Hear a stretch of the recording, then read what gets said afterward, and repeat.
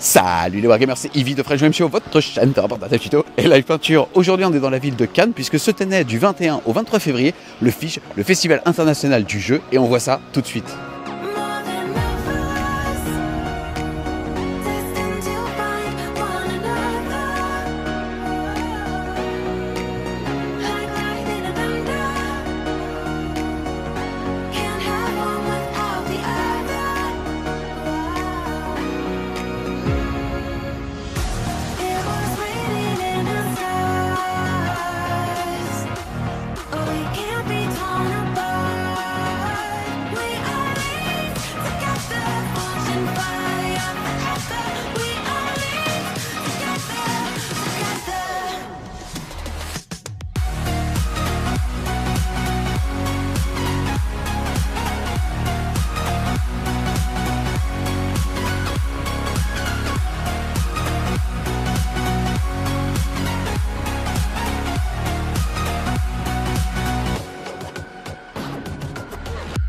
On se retrouve les Wargamers en compagnie de Pierre, membre du Graal, une association d'associations qui veut dire groupement des associations azuréennes ludiques. On est au Festival du Jeu de Cannes. Quel est donc le rôle du Graal?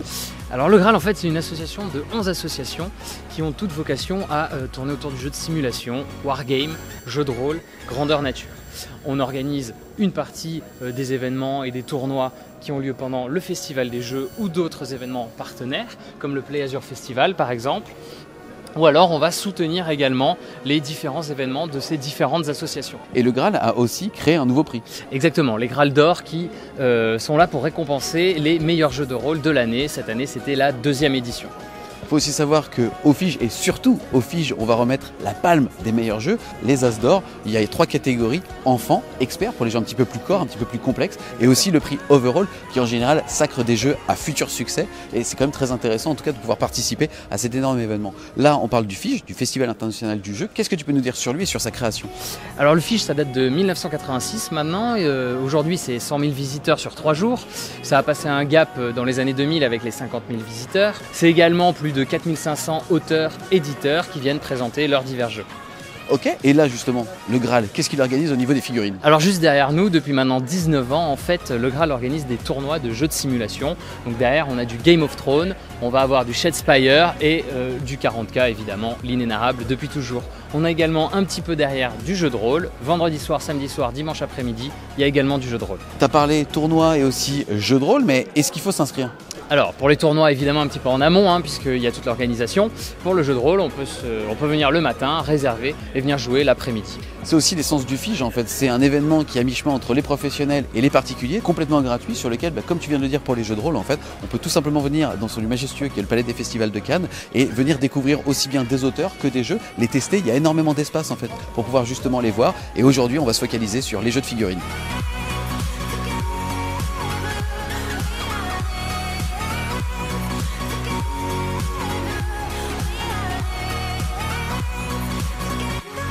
On se retrouve les Wargamers en commençant ces interviews du FIJ en compagnie de Leonidas Vesperini, cofondateur de Mythic Games. On en a beaucoup entendu parler sur la chaîne cette année, grâce notamment à Super Fantasy Brawl. On va faire un petit statut très rapidement sur les jeux qui sont arrivés et surtout l'annonce de votre nouveau jeu qui s'appelle Steam Watcher. Vous avez choisi justement le FIJ pour pouvoir montrer ce jeu pour la première fois justement sur un festival, aussi faire tester à la communauté justement et prendre les premiers retours. Déjà, comment ça se passe? Eh ben, écoute, on est vraiment très content. C'est un jeu plus corps que certains qu'on a fait. C'est un jeu de société, c'est un vrai jeu de société, mais pour connaisseurs. C'est-à-dire qu'il y a une grande profondeur. Et donc on se demandait, vu qu'il n'est pas aussi accessible qu'un Super Fantasy Brawl où on apprend les règles en quelques minutes, là il faut se concentrer sur les premiers tours avant d'assimiler les règles. On se demandait si ça allait être bien perçu et les résultats ont été vraiment super. Et au bout de 1 ou 2 tours, les gens ont compris et ça crée une sorte d'addiction. Et d'ailleurs, on a vu, parce qu'on a commencé à faire des parties hier et aujourd'hui, ils sont revenus pour réessayer. Donc c'est la meilleure... voilà. Donc là, on va, avant en tout cas de rentrer dans cet univers, pour que tu présentes un petit peu le contexte et le format de ce jeu, faire un petit statut sur les jeux qui sont tout chauds en tout cas chez vous. On commence par Ragebuster. Alors Ragebuster, c'est un jeu qu'on a lancé sur Kickstarter et qui va être livré là en ce moment. Alors vous savez qu'en Chine, il y a une certaine actualité, le coronavirus, et il se trouve que Ragebuster a pu partir avant le Nouvel An chinois, donc avant que tous ces événements commencent. Les jeux sont sur le bateau et les premiers bateaux arrivent fin février et donc ensuite c'est distribué au centre d'expédition et les backers vont commencer à les recevoir. Donc ça c'est vraiment une très bonne nouvelle. Ragebuster arrive, les gens vont le recevoir.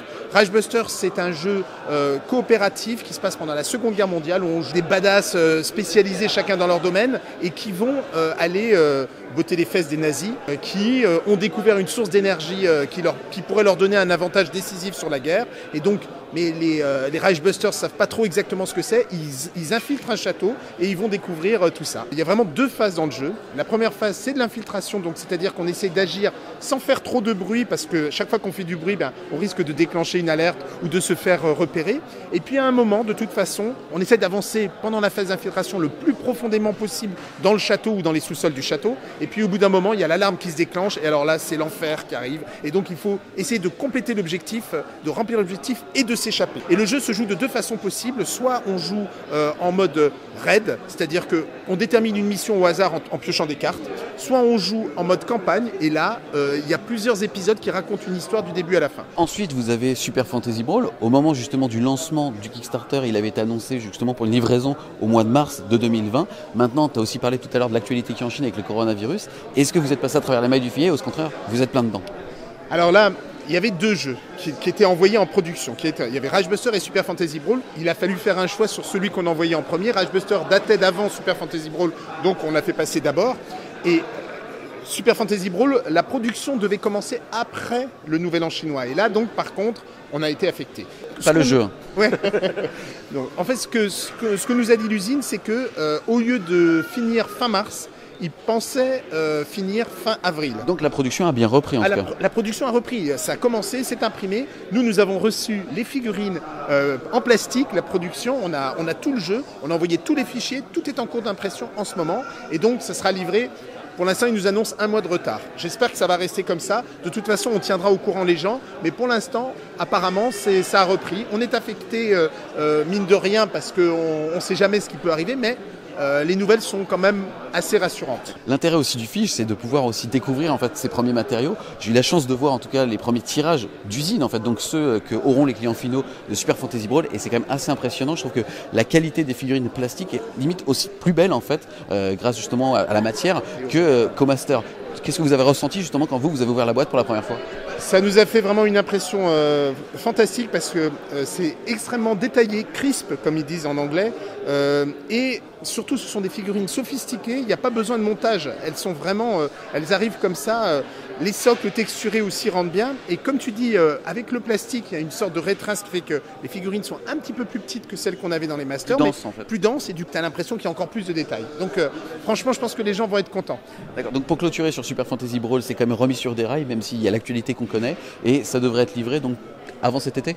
Voilà, c'est ça. Je pense qu'au mois de juin, les gens devraient recevoir. Alors si ça change, on tiendra au courant, mais pour l'instant, c'est ce qui est prévu. On passe maintenant justement à votre nouveau projet, ce que vous annoncez sur ce Fige, à savoir Steam Watchers, qui sera en Kickstarter à partir du 3 mars. Ça va arriver très vite. Est-ce que tu peux nous parler un petit peu justement de ce projet et commencer surtout en fait par son contexte et présenter en fait cet univers?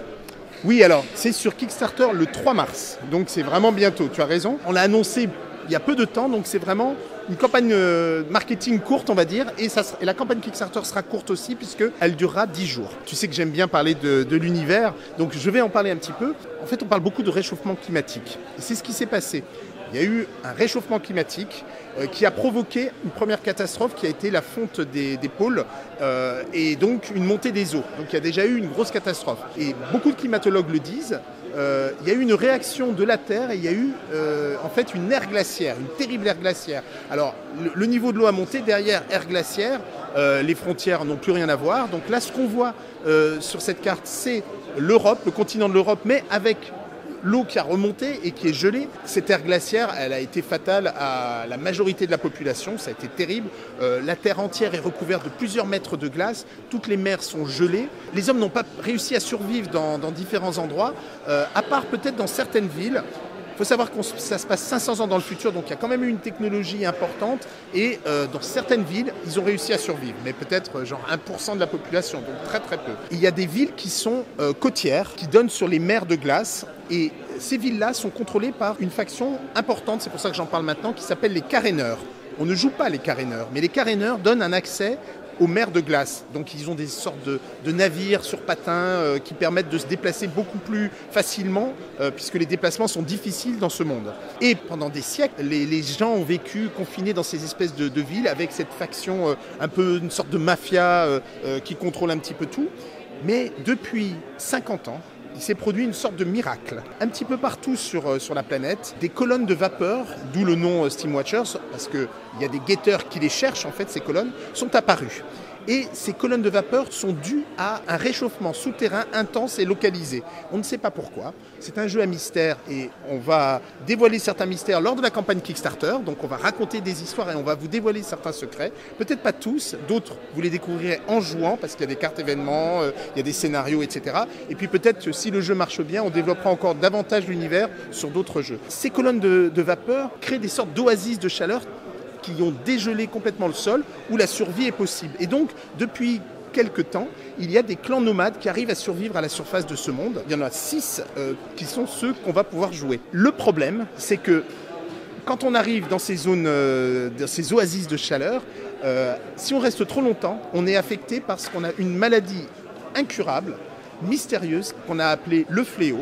Et donc, ils se sont rendus compte que s'ils restaient trop longtemps à cet endroit, ils finissaient par perdre la raison, devenir fous ou mourir.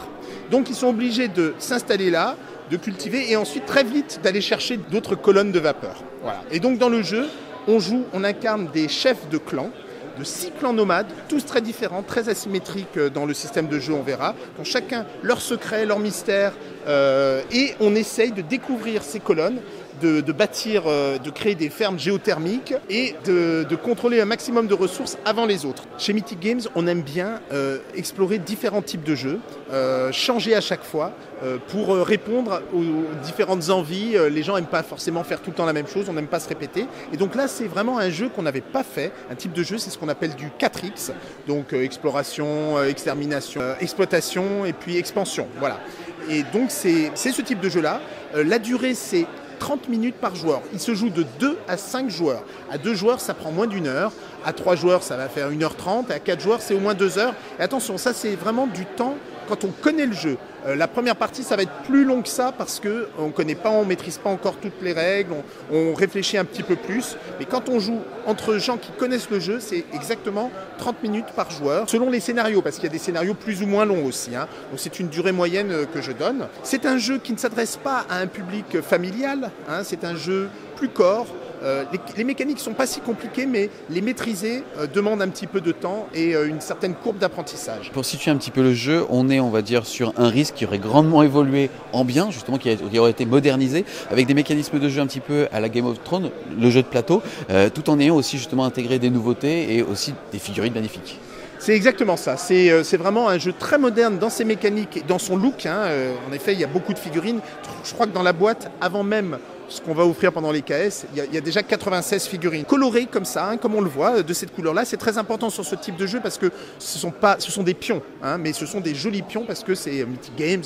On a vraiment fait des figurines en 15 mm, très précises. Et on a soigné aussi le background. On a fait un background pratiquement aussi fouillé que sur un jeu de rôle. Il y a vraiment des secrets, des mystères. Chaque faction a ses propres secrets. On a beaucoup d'illustrations, donc c'est très soigné. Il y a un beau matériel. Mais c'est vraiment ce type de jeu-là. Je suis d'accord, il y a un côté Game of Thrones avec des ordres cachés qu'on révèle simultanément. Il peut y avoir du bluff, il y a des choix à faire. Chacun va activer un ordre simultanément. On a plusieurs choses à gérer, on a ses ressources, donc les ressources géothermiques. Le jeu se termine dès que l'un des joueurs atteint 10 ressources géothermiques, c'est-à-dire on compte les colonnes de vapeur qu'on contrôle et on compte aussi les fermes géothermiques qu'on a réussi à créer. Et le premier qui atteint 10, il a gagné. Voilà, c'est très simple. Hein. Après, il y a de la diplomatie, il y a du combat, il y a de la gestion de ressources. Voilà, c'est ce type de jeu très riche qui s'adresse à un public de connaisseurs. en effet, ceux qui connaissent bien Game of Thrones, il y a un peu de ça. Ceux qui connaissent Risk, alors c'est plus complexe et plus sophistiqué que Risk, mais c'est ce type de jeu-là, en effet. Et on a vraiment été très très contents des réactions, parce que j'en ai parlé tout à l'heure. On se demandait, parce que ça s'explique pas en 5 minutes, on n'arrive pas à jouer en 5 minutes, mais les gens ont vraiment accroché. Ce qui était assez séduisant, en fait, c'est pour avoir testé le jeu, quand on s'approche justement de la table, on voit quand même pas mal de tokens, on voit aussi des figurines, donc ça donne envie aussi de s'asseoir. C'est là l'aspect aussi très séduisant et la patte en fait de Mythic Games d'avoir fait des beaux pions, comme tu l'as dit, qui sont pour le coup des figurines qu'on vend envie de peindre pour un jeu, ce qui est le paradoxe en fait justement avec ce genre de type de produit. Et à côté de ça, ce qui est très intéressant, c'est qu'on comprend vite les mécanismes. Il y a une grosse complexité parce que pas mal d'événements différents et aussi pas mal d'interactions possibles avec les autres joueurs. Et ça va être justement de vouloir mettre le curseur sur l'expansion qu'on va avoir sur la carte pour pouvoir plus facilement aussi contrôler certains puits qui peuvent apparaître et aussi justement la gestion des ressources et de la corruption qu'on va aussi justement avoir par rapport à ça et devoir se battre sur à la fois le contrôle map, l'attrition, le fait de donc priver l'autre de ressources, en tout cas juste au niveau de son contrôle map et ainsi de suite. Ça crée des leviers qui sont super intéressants. Il y a un vrai mind game qui s'installe justement avec les joueurs et ça c'est vraiment du positif en tout cas sur ce genre de jeu où on obtient cette sensation et ces sentiments justement de concurrence avec les autres joueurs très vite dans la partie et très vite au sein justement du recul qu'on a au sein du jeu. Et donc ça c'est le jeu de base, mais il va y avoir aussi des extensions sur Kickstarter, il y en aura 3. Et ce sont des extensions qui vont développer encore un petit peu plus le background, qui vont renforcer l'aspect diplomatie pour certaines, où il y aura des cartes de diplomatie qu'on va pouvoir s'échanger. Dans une des extensions, il y aura aussi des petits trains qu'on pourra avoir pour chacune des factions. Et ça va rajouter, outre que ce sera joli, il y a vraiment un aspect très intéressant, parce que ça peut être dissuasif. Il y en a qui sont très puissants, donc voilà, ça rajoute d'autres dimensions au jeu. Et ce sont des mini-extensions, pas très chères, mais qui apportent encore plus d'immersion et encore plus de choix et de possibilités. D'accord. Là, on vient de voir justement le contexte au niveau de l'histoire, du jeu. Tu as parlé un petit peu des extensions aussi, mais au niveau du projet pur, quand est-ce que ça sera en Kickstarter, pour combien de temps et comment est-ce que ça va se dérouler justement sur 2020 ? Alors, ce sera sur Kickstarter le mardi 3 mars à 17h et la campagne va durer 10 jours. Le pledge de base sera à 89$, le all-in gameplay sera à 149$ et si on rajoute aussi le tapis néoprène, ce sera 169$ pour avoir absolument la totale. La campagne va être assez animée, on va révéler des histoires, des secrets, on va proposer des unlocks, c'est-à-dire des cadeaux à certains jours clés de la campagne où il y aura des nouvelles choses, on a plein de surprises, attendez-vous à ça. Rien que dans la version Kickstarter, il y aura une faction qui sera offerte aux backers. Dans le jeu, s'il sort en boutique, ce qui n'est pas certain encore, on va attendre de voir comment ça se passe. Mais s'il sort en boutique, il n'y aura que 5 factions, alors que là, dans la version Kickstarter, il y aura 6 factions qui seront proposées. Plus des petites choses qu'on va rajouter. Bon, vous voyez, il y a des jetons. Vous savez qu'on aime bien. Là, il y a des tourelles. On peut imaginer des tourelles. Alors, je ne vais pas révéler tout parce qu'il faut garder un peu de surprise, mais on aime bien rajouter et faire des petits cadeaux pendant nos campagnes et les animer. C'est ce qu'on va faire pendant ces 10 jours. C'est un projet qui a l'air en tout cas assez abouti au niveau des règles, au niveau des figurines qu'on voit. Il va mettre combien de temps à être livré si c'est un succès ? Alors c'est un jeu qui est très abouti, donc normalement on sait qu'on va pouvoir le produire rapidement. On va quand même annoncer une livraison de 1 an. Et si on arrive à livrer avant, on sera content. On prend des précautions parce que même si ce sont des dates estimatives, les gens apprécient pas les retards. Donc on annonce 1 an par sécurité et on espère qu'on le livrera avant.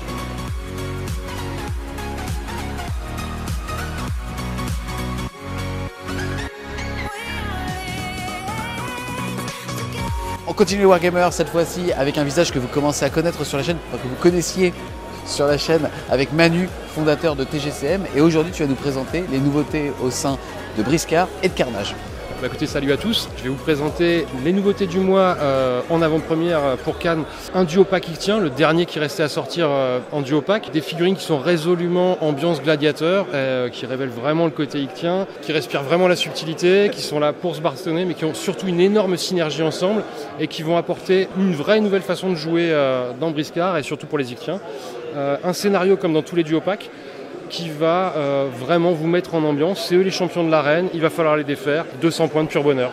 Ok pour Briscard, ensuite on enchaîne sur Carnage. Carnage qu'on avait découvert sur la chaîne au mois de mars dernier, puisque vous avez lancé un Kickstarter qui avait duré 1 mois, qui avait été un franc succès pour TGCM et qui a été livré à l'heure, puisqu'il a été livré au mois d'août. Et ça a été lancé officiellement au grand public, au hors Pledger, sur Octogone en octobre dernier. Voilà, on a respecté nos délais, on est très content de ça pour le KS et pour la livraison.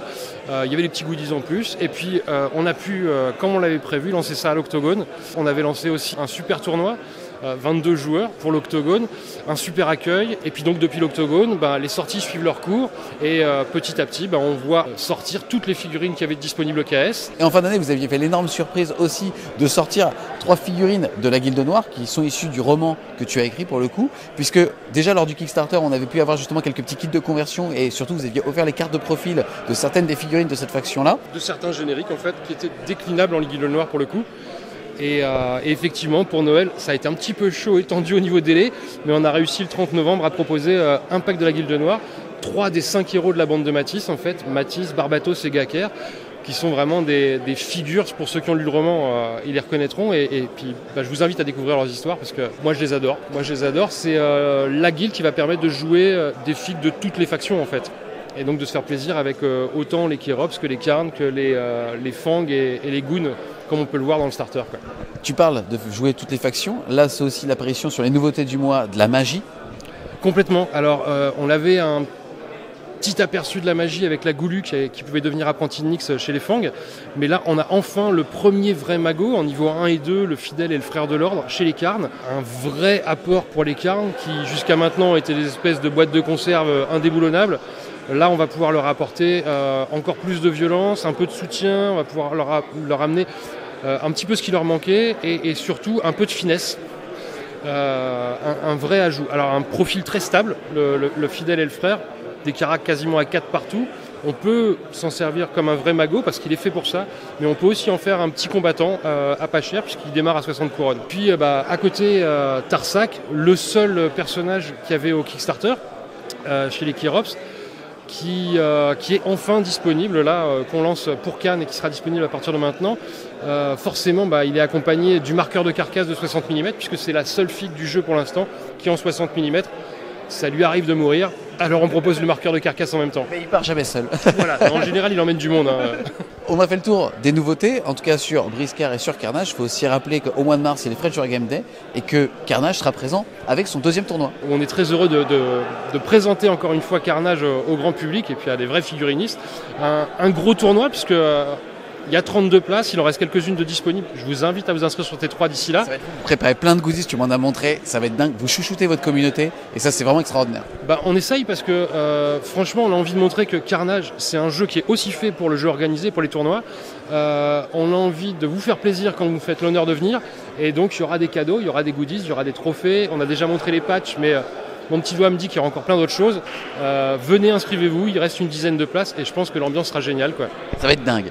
Pour parler aussi un petit peu de l'avenir de Carnage, c'est quoi les prochaines vagues de sortie, ou en tout cas dans quelle direction tu veux emmener le jeu? Déjà, c'est ce que je disais un petit peu avant, on va stabiliser chaque faction et donc on va amener la magie là où elle n'est pas encore. Le Shaman Goon qui était disponible au Kickstarter va arriver. Mon petit doigt me dit que la magie ne devrait pas tarder chez les Kérops avec une figue qui va être assez magnifique. Elle est en cours de modélisation. Mâle ou femelle? C'est un mâle. Donc voilà, on va amener la magie, on va amener le tir petit à petit. Vraiment, on va lancer pas mal de sorties qui vont permettre d'exploiter toutes les facettes dans chaque fer de lance, dans chaque faction. Et puis forcément, les petits gars de la Guilde Noire, ils vont pas rester que 3. On vous prépare d'autres surprises. On sait qu'il y a 2 héros qui suivent Matisse, mais il y aura aussi des génériques, comme dans toutes les factions, qui sont très très plaisants à jouer. Et pour les personnes qui auraient envie de tester Carnage, vous serez bien évidemment en tournoi, mais aussi avec des tableaux démo au French Wargame Day. Mais est-ce que justement vous avez d'autres dates? 15 jours plus tard, il y aura les JFJ à Sartrouville, en région parisienne. Il y aura un tournoi le dimanche, et puis il y aura des démos Briscard et Carnage tout le week-end là-bas. Mais d'ici l'été, il y aura environ une dizaine de dates, dont notamment au mois d'avril, le Salute. On va outre-Manche pour aller présenter notre petit jeu. Extraordinaire d'aller au Salute pour T-System, c'est votre 2e année. C'est la 3e année qu'on sera présent, on a toujours un super accueil, les gens sont fans. L'année dernière, on leur avait montré Carnage, on leur avait dit participez au Kickstarter. Cette année, on va le montrer en live et on va voir l'accueil qu'on reçoit. Tu as parlé donc de 10 dates, le lien justement directement sur le site de TGCM dans votre agenda sera disponible en description. Un grand merci à toi Manu justement de nous avoir présenté aussi toutes ces nouveautés. Carnage continue de grandir, Briscard aussi continue sa vie, c'est juste super cool pour TGCM. Donc un grand merci à toi et nous on continue avec le figé.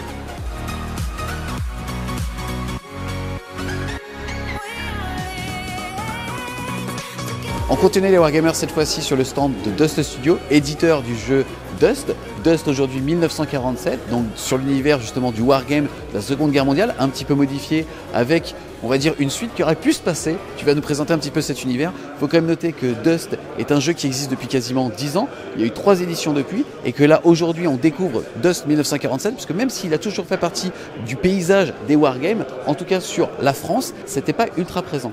Aujourd'hui, est-ce que tu peux très rapidement te présenter et nous dire ce que tu nous montres? Alors, je m'appelle Olivier, je suis le game designer de Dust 1947. C'est la 3e version d'un jeu qui a commencé il y a 10 ans avec Dust Tactics.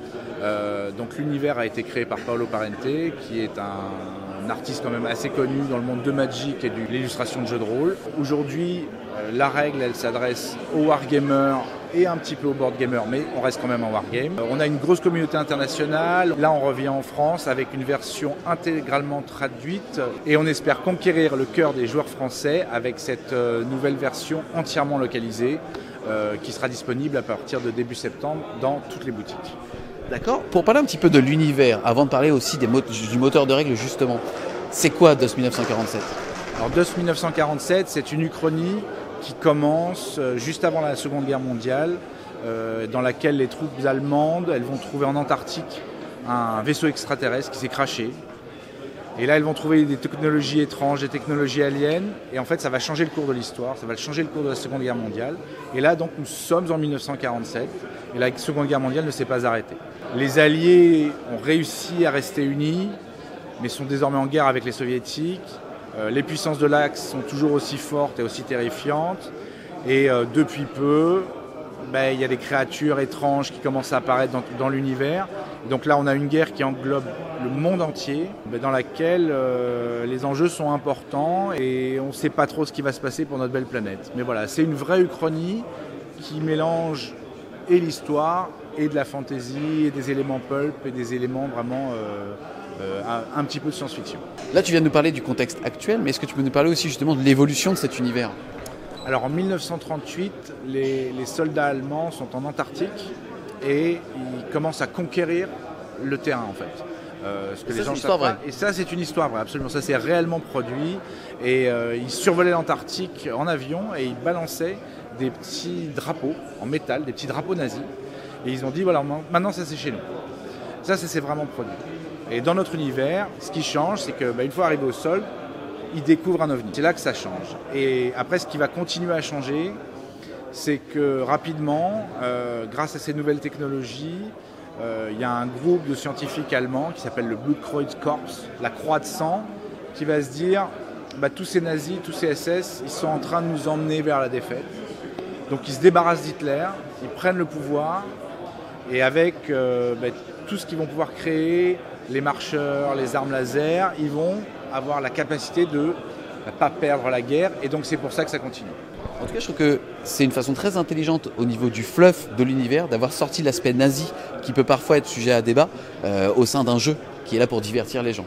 Maintenant, là, on est sur un wargame. Tu as parlé tout à l'heure justement de la comparaison wargame-board game. Pour moi, en tout cas, on est sur un vrai wargame où vous avez enlevé toutes les contraintes un petit peu techniques qui, malheureusement, des fois font débat. Et en plus de ça, vous offrez la possibilité de quand même partir sur du full wargame. Ça va se traduire par quoi? Ça va se traduire en fait par des cases au sein d'un mat, donc d'un champ de bataille, qui en plus de ça est doté au centre d'une case d'un point qui représente aussi les champs de vision. Donc, on arrête complètement avec les débats de « Oh, je suis caché à 50% ou un petit peu, et est-ce que tu me vois pas, pour un joueur tu me vois, l'autre tu ne le vois pas ». Là, on est vraiment dans la fluidité du jeu et dans le plaisir justement du partage avec l'autre, et c'est ça qui m'a vraiment séduit en tout cas sur l'univers de Dust, en plus du fait aussi d'avoir certaines factions qui sont intéressantes. On va aussi profiter du fait que tu es le concepteur des règles. Pourquoi être parti là-dedans et comment est-ce que tu as creusé cette piste? Alors pour nous, ce qui était important, c'était l'activation alternée aussi. Ça, c'est un des principes fondamentaux du jeu. Parce qu'on ne veut plus que le joueur attende dans la partie, on veut que ça aille vite. Transposer un jeu de figurines sur des carrés avec des points, ça fluidifie les mécanismes, ça les rend faciles à utiliser et surtout à expliquer pour des non-figurinistes également. Donc ça, c'était vraiment important. Et puis après, voilà, la règle elle se transpose en wargame classique parce que je reste aussi, et voilà, dans l'équipe, on reste aussi des wargamers classiques. Mais on a ces deux options de jeu pour plaire au plus grand nombre et qui utilisent les mêmes figurines, les mêmes cartes, les mêmes dés, le même matériel. On peut passer d'un mode board game initiation à un mode wargame plus hard sans problème. L'activation alternée, toutes les infos de jeu sur une même carte, avec laquelle on construit son armée et qui servent de point de référent pendant la partie. Mais voilà, ça fait un jeu à l'accès facile et qui reste très rapide. On veut faire 1, 2, 3 parties en une bonne soirée et pas juste une grosse partie. Après, on est quand même sur un wargame standard, dans le sens où on est sur un jeu d'opposition. Alors là, pour le coup, ce qui est sympathique, c'est qu'on n'est pas limité à un 1 vs 1. On peut aussi faire justement des parties aussi asymétriques, ou tout simplement en FFA, en Free for All, où on va jouer en 1-1-1, on va jouer à 3, 4, 5 joueurs. Tu fournis aussi des fois des scénarios justement pour ce genre de mode de jeu. Après, on est sur du standard, dans le sens où on va tous les deux se mettre d'accord sur un nombre de points à atteindre. Et derrière, on va avoir différents types d'unités, comme de l'infanterie, des véhicules et des petits personnages qui vont les buffer, soit en mode wargame en rejoignant l'unité, soit en mode board game, ou tout simplement venant se mettre sur la même case.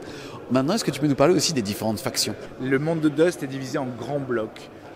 Les Alliés, l'Axe, les Soviets, l'Empire japonais. Et chaque bloc est divisé en factions. Alors, quand un joueur décide de rentrer dans un bloc, il peut jouer par exemple n'importe quelle unité alliée, ou alors se dire « Ah ben moi j'aime les Marines et je vais jouer que les Marines ». Ça débloque des règles? Oui, ça débloque des règles et certains bonus. Et par exemple, au sein même des Marines, tu peux jouer un peloton de véhicules lourds par exemple.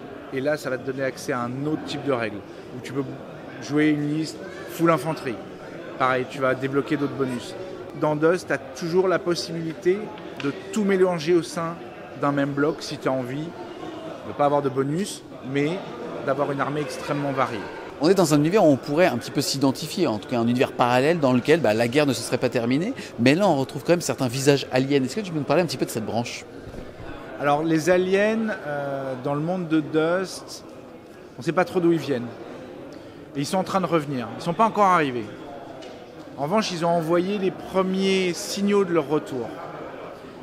Et ces signaux ont réveillé des créatures que l'humanité pensait oublier depuis longtemps, et sont toutes les créatures du mythe de Cthulhu, et qui sont réveillées, sentant la menace arriver. Et elles reviennent, elles découvrent un monde en guerre et décident de dire bon, on va faire le ménage. Donc voilà, là, il y a des choses qui sont en train de se passer et l'arrivée des forces du mythe de Cthulhu annonce le retour des aliens et en fait la découverte que la Terre c'est juste une réserve stratégique pour eux, ça les intéresse pas vraiment. Et le fait qu'il y ait ces créatures bizarres qui étaient des singes il y a longtemps sont en train de se battre, ça ne change rien. Donc voilà, il y a des forces un peu plus profondes à l'œuvre dans le monde de Dust. C'est une faction jouable au même titre que les autres blocs que tu as présentés. Oui, tout à fait. C'est un bloc jouable. Il n'y a pas encore de faction dans les forces de Cthulhu, mais ça va venir. Donc là, tu viens de nous présenter l'univers. Maintenant, on va parler un petit peu justement aussi projet. Encore une fois, Dust est un jeu qui est installé principalement sur une communauté américaine. Et là, donc, vous allez arriver à partir du mois de septembre avec une version traduite. Une version entièrement en français, les cartes en français, les boîtes en français, les règles en français. Dans les boutiques, c'est-à-dire au plus proche des gens, en fait, il va permettre de créer des communautés et avec une gamme qui a été faite pour la France, avec des références qui ont été pensées pour des joueurs qui ont envie de se lancer dans cette nouvelle aventure à des tarifs qu'on espère très attractifs et avec des contenus très attractifs. Ça va vraiment permettre aux joueurs français de découvrir Dust, de le redécouvrir parce que pour les gens qui jouent quand même en anglais, qui nous connaissent un petit peu, mais là on arrive vraiment, c'est une belle arrivée, c'est un vrai débarquement en fait. Tu viens de nous parler de façon de commencer une collection. Est-ce que tu peux rentrer un petit peu dans le détail de ce qu'on aura en tout cas pour le marché français en termes de type de boîte, de gamme de prix? On est dans le wargame, en général une armée coûte relativement cher, en tout cas chez la concurrence. Est-ce que tu peux un petit peu nous en dire plus? Là, on va offrir aux joueurs la possibilité de constituer une armée en 4 boîtes. Une boîte de démarrage avec des règles d'introduction, des dés, évidemment des figurines. Une première boîte d'armée avec des figurines spécifiques et leurs cartes. Une deuxième boîte d'armée avec d'autres figurines complètement différentes et leurs cartes. Et enfin une petite boîte QG avec des héros et une escouade QG. C'est la boîte qu'on n'achète qu'une seule fois parce qu'on ne peut pas en mettre plus sur la table. Donc ces 4 boîtes, elles vont arriver autour de 300 €. Donc ça reste un très bon prix pour une armée complète, sachant qu'une partie de Dust, c'est à peu près 100 points d'armée. Et sur 4 boîtes, je vais en avoir 150 en moyenne. Donc ça laisse une latitude pour créer sa liste et avoir de la variété. En dehors des boîtes que nous allons proposer, qui seront spécifiques au marché français, on a un catalogue très très large, avec plusieurs centaines de références, qui va rester disponible et qui est toujours accessible. Mais là, on débarque avec vraiment des produits spécifiques pour les joueurs français. En tout cas, ça fait vraiment plaisir de voir un acteur historique, dans tous les sens du terme, justement, du Wargame débarquer en France, en tout cas redébarquer puisque tu es français, mais avec un jeu traduit en français, donc avec comme cible réellement ce marché-là. On attend septembre avec impatience pour le coup justement de découvrir tous ces produits-là et nous on continue avec ce Fige.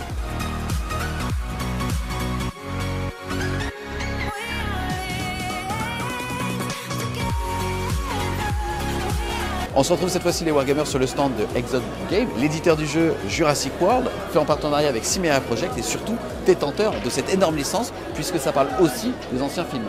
Là, je vais être en compagnie de Antonin, le game designer. Bonjour. Est-ce que tu peux, s'il te plaît, présenter ton jeu? Alors, c'est un jeu de plateau avec figurines en mode escarmouche dans lequel on incarne cette fois-ci un dinosaure. C'est un peu une première. On va pouvoir mixer dinosaures et humains afin de construire son armée pour affronter son adversaire sur un scénario. Tu viens de parler de scénario. Est-ce que tu peux nous expliquer un petit peu les enjeux sur comment on gagne, comment on perd et aussi quelles sont les échelles des armées qu'on va avoir? Tout à fait. Alors, les scénarios sont de tout type. En fait, on peut avoir des scénarios de baston, plutôt d'évitement d'attaque ou de prise d'objectif, ou même s'échapper de la table. Une partie dure à peu près une trentaine de minutes et on a jusqu'à à peu près 3 unités maximum. Le format pour une escarmouche, c'est à peu près 300 points. Ce qui permet d'avoir par exemple un T-Rex et un Carnotaur, un T-Rex avec 4 Raptors ou 3 Triceratops. Donc aussi, on peut jouer les humains et là, par contre, on en ramasse. C'est comme les GI, il y en a beaucoup sur la C'est de la bouffe, c'est à becter. Voilà. On peut aussi avoir moins de troupes et mettre des véhicules à la place. Hélicoptères, jeep, camions, ou se stuffer avec des armes. Donc on a le fusil à sédatif, on a un lanceur de filets pour attraper les dinosaures. Voilà. On s'était rencontrés l'année dernière sur ce même stand. À l'époque, vous étiez en prévision d'un Kickstarter. Est-ce que tu peux nous présenter un petit peu aussi ça à l'échelle du projet? Voilà, à l'échelle du projet, on a fait le Kickstarter l'année dernière, donc après Cannes. On a commencé en mai-juin et ça s'est terminé à peu près au début juillet. Il y a eu la campagne de Let Pledge qui s'est passée sur Game on Tabletop à partir du début de août. Ça s'est fini en septembre. Et maintenant, on est sur la phase de développement final. On lance en production bientôt. Alors, on est affecté aussi, comme tout le monde, par le coronavirus qui ralentit la production en Chine. Mais les backers seront livrés à partir de septembre et on aura une sortie à partir de novembre pour Noël dans les boutiques partenaires. Et une sortie pour le trimestre numéro 1 2021 pour toutes les boutiques et sur Internet aussi. En tout cas, bien que ça ait été une licence forte, c'est quand même un Kickstarter qui a globalement très bien marché. Est-ce que vous prévoyez de le faire vivre, notamment avec des extensions pour 2021 ? Tout à fait. Alors, dans le Kickstarter, il y avait pas mal de stretch goals qui ont été débloqués par les backers. Et du coup, ça a occasionné énormément de figurines rajoutées. Du coup, évidemment, on va rajouter du gameplay et ces figurines seront livrées aux backers. Par contre, elles sortiront en vague dans les boutiques pour que les joueurs puissent étoffer leur armée et développer un peu leur stratégie. Ça promet en tout cas pour début 2021. Est-ce que tu peux aussi nous parler de l'avenir d'Exod Game et pourquoi pas de la licence ? Le jeu il est promis un bel avenir parce que là a été annoncée la sortie du Jurassic World 3 pour 2021. Et Exod Game est en train de discuter avec Universal pour sortir une extension dédié à ce Jurassic World 3. Spoiler alert, ça va se passer dans le monde entier. Un bel avenir en tout cas pour Exod Game et aussi la licence de Jurassic Park / Jurassic World. Un grand merci à toi, un grand bravo aussi. Vous avez vraiment, en tout cas vous menez pour l'instant ce projet vraiment à cœur et dans la bonne direction, donc bravo à vous. On va s'arrêter ici pour la couverture du Fige les Wargamers. J'espère clairement que vous avez aimé la vidéo. Si c'est le cas, n'hésitez pas à mettre un gros pouce bleu dessus, à la commenter, à la partager. Et nous on vous dit... À plus les Wargamers.